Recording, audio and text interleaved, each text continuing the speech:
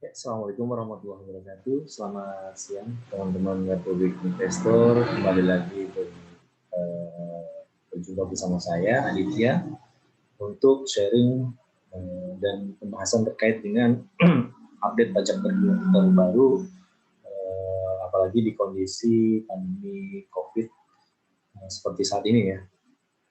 Oke,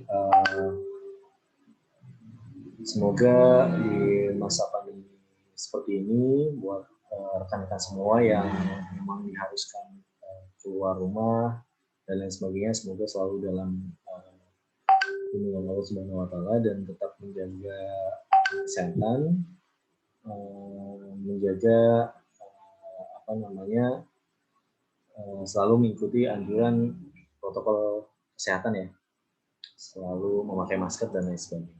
Oke. Pada kesempatan hari ini saya akan membahas terkait dengan ketika kita terima barang, ketika kita terima hadiah, dan lain sebagainya dari luar negeri, atau mungkin ada teman-teman yang belanja dari luar negeri, itu bisa kena pajak nggak sih? Dan bakal bayar biaya cukai nggak sih? Nah, sekarang akan kita bahas. Buat rekan-rekan semua yang sering belanja online ya, kadang ya belanja online dari luar negeri, kemudian terima barang, kemudian ada terima hadiah, misalkan ada saudara di luar negeri kemudian pengen ngasih hadiah ke kita yang ada di Indonesia, itu bisa berpotensi kena pajak dan kita harus bayar biaya dan cukai. Karena seperti yang kita ketahui ya, rekan-rekan semua ketahui bahwa impor itu kan suatu aktivitas ya, suatu transaksi di mana memasukkan barang dari luar negeri ke dalam negeri itu,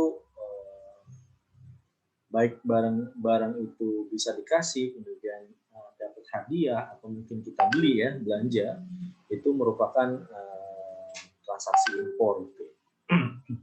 Nah, yang perlu kita ketahui selanjutnya bahwa terkait dengan peraturan, di mana peraturan terbaru ya mengenai impor ini, yaitu bahwa penerimaan melalui Pos Indonesia ya, atau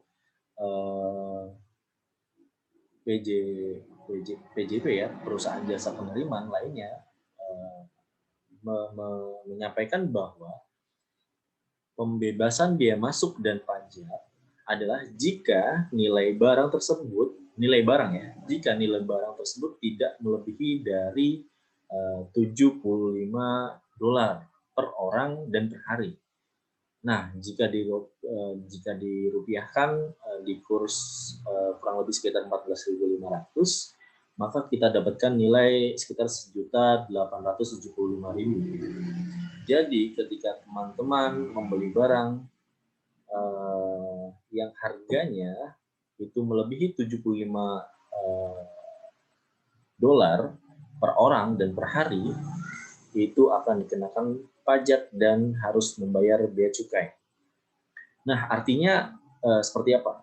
Jika barang kita lebih dari $75 itu, baik itu barang tersebut diberikan hadiah oleh saudara kita yang ada di luar negeri mungkin, atau kita terima barang dari manapun ya, dari luar negeri, dan nilainya itu lebih dari $75, itu akan dikenakan bea masuk dan juga pajak dalam rangka impor ya.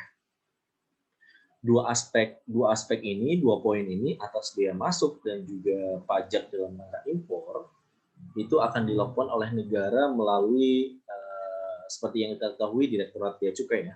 Biasanya nanti petugas bea cukai bakal meminta kepada kita nih sebagai penerima, minta nota permintaan dokumen itu, yang isinya biasanya sih surat yang meminta kepada kita sebagai pihak penerima nih atau pembeli gitu ya, kalau misalnya kita beli barang, untuk mengirimkan bukti bayarnya, kemudian nomor invoice-nya atau bukti invoice-nya, atau dokumen-dokumen lain yang menyatakan bahwa barang itu punya kita loh gitu. Kemudian data diri kita bisa kita sampaikan NPWP kita.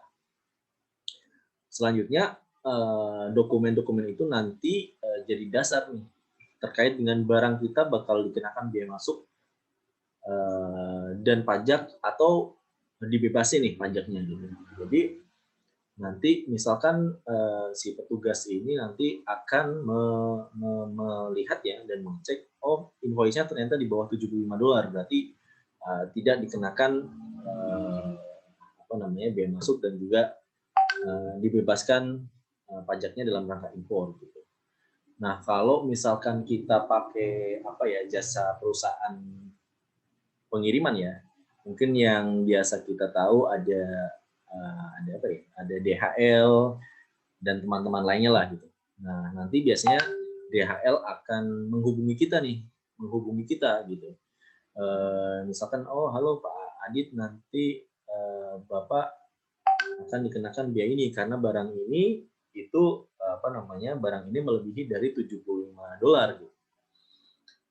Nah, nanti akan diberikan bisa melalui email atau SMS gitu ya untuk pembayaran pembayarannya kemana, jumlahnya berapa dan lain sebagainya.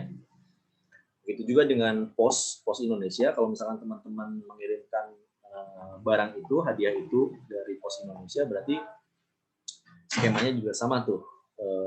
Akan sebelum barang itu dikirim ke rumah kita, nanti kalau melebihi $75 akan dihubungi dulu nih kita untuk membayar biaya masuk dan juga pajak dalam rangka impornya.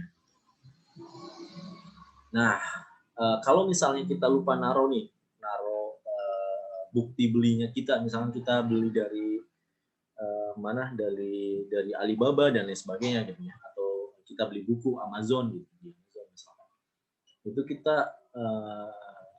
lupa bukti pembeliannya, lupa bayarnya dan lain sebagainya. Terus gimana nih? Terus kalau misalkan kita diminta NPWP, terus gimana nih gitu, impact-nya? Yang pertama, kalau kita nggak menggunakan NPWP, maka pajaknya kalau misalkan nilai barangnya di atas $75, maka akan lebih tinggi nih daripada yang pakai NPWP. Kemudian kalau kita nggak bisa menyampaikan bukti pembeliannya, terus gimana? Nah, nantinya jika tidak ada bukti pembelian, invoice, dan lain-lain, maka petugasnya ini nanti akan mempergunakan metode pencocokan atas barang yang sama menggunakan referensi di internet, kan banyak ya, atau marketplace lain lah ya yang ada di dunia saat ini gitu. Nah, misalkan kita beli buku gitu ya, kita beli buku 5, totalnya ternyata buku-buku ini ternyata nilainya $80. Oh, ternyata ya melebihi $80 itu, nanti ternyata harus dikenakan. Tapi kalau pencocokan buku-buku ini di bawah $75, berarti teman-teman tidak